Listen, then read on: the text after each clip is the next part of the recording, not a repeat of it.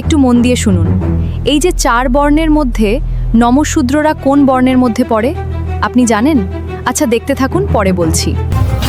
প্রণব বাবু, এই যে আপনারা 4টি বর্ণ সৃষ্টি করলেন, এর মধ্যে নমশূদ্র কোন বর্ণের মধ্যে পড়ে?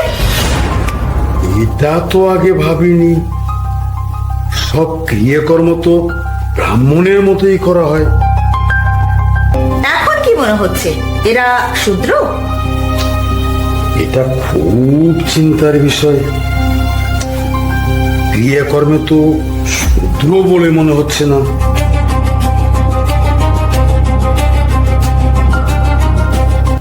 তাহলে এরা কি? থাক, আর এগোনোর দরকার নেই। ওটা আমরা হতে চাই না। তাহলে এদের চণ্ডাল বলা হতো কেন? এটা পরে বলবো।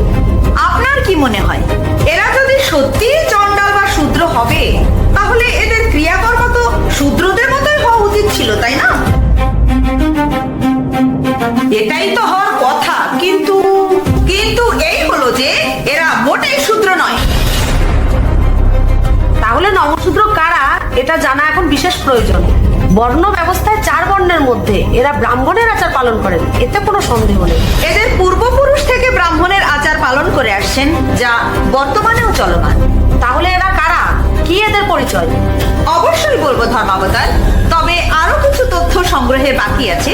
আমাকে কিছুদিন সময় দেওয়া হোক। তাহলে নমশূদ্ররা তো শূদ্র নয়, তাহলে এরা কারা? দেখতে থাকুন মহিলা কাছারির সকল পর্ব। আর হ্যাঁ, শেয়ার করতে ভুলবেন না।